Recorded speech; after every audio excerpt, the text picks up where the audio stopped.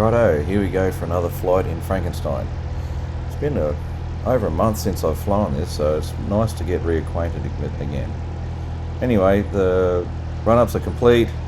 We've got a little bit of oil temperature coming, and now we're lining up for a takeoff. Figured I'd try 2 stages of flap for this takeoff and see how we go. Rolling now.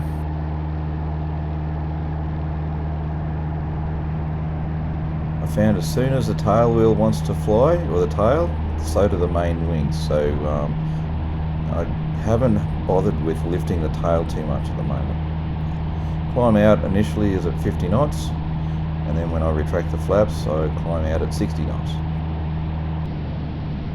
It's been a little while since I've flown Frankenstein, so I'm just getting high, just getting the feel back into it and setting up for our testing phase. So what we're going to be looking for today is stability checks. We'll start off with the initial gentle stability checks, and then we'll flow further on into more aggressive ones. What I'm trying to do here or test is what it'll do, once a bank angle is introduced, whether the roll wants to continue into a steeper roll or whether the aircraft wants to roll out to a level attitude again. So far what I'm finding here is no matter what angle you put the aircraft in, it stays there. It doesn't get worse or it doesn't improve level again. So it just happily turns in whatever attitude that you put it in. This effort was just to keep the aircraft coordinated and just induce the roll and see what it does.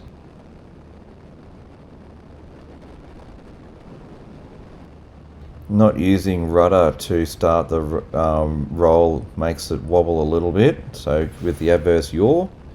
But once it's established and settled in that bank, it just doesn't go anywhere else. It seems to just sit there all the time, and we'll just turn circles all day long until I change the bank angle or its direction.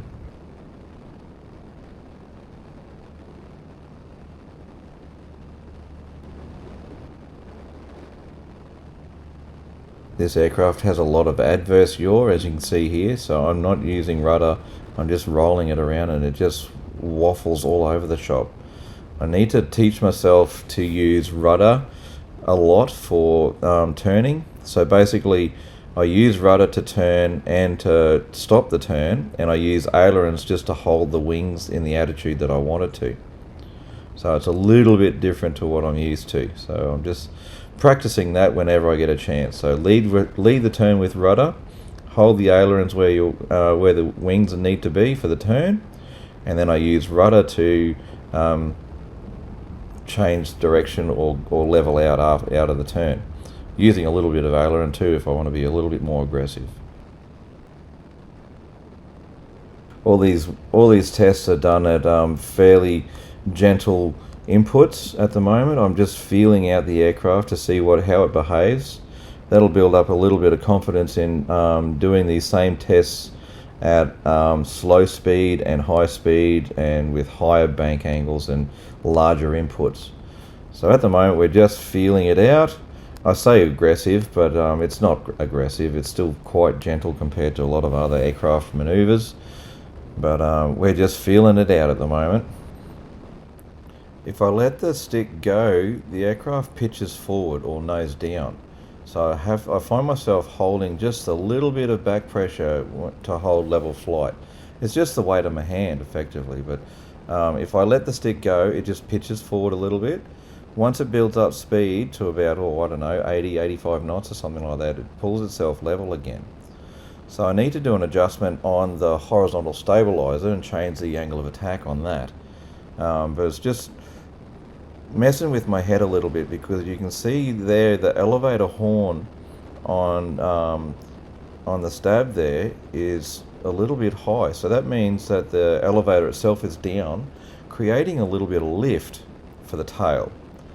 So that's sort of messing with my head a little bit at the moment. So I just got to try and decide which way I need to change the incidence on the tail plane to make it fly nicer.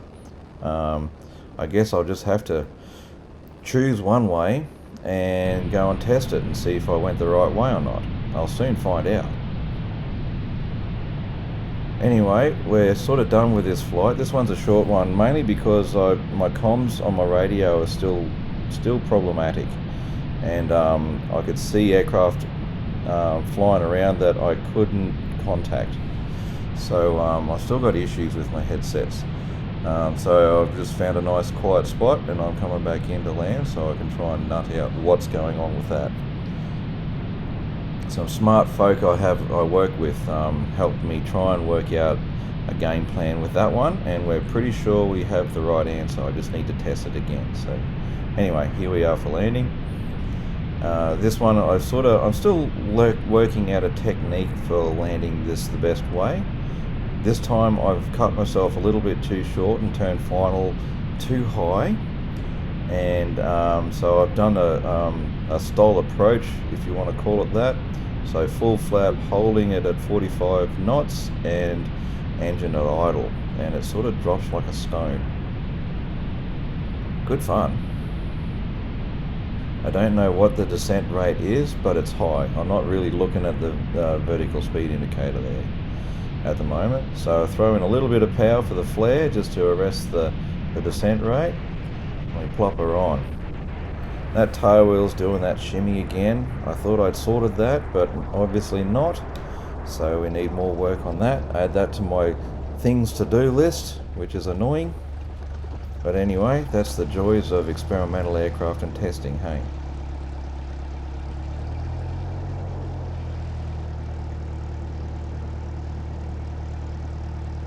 Alright, and with that ends another test flight, even though it was a short one.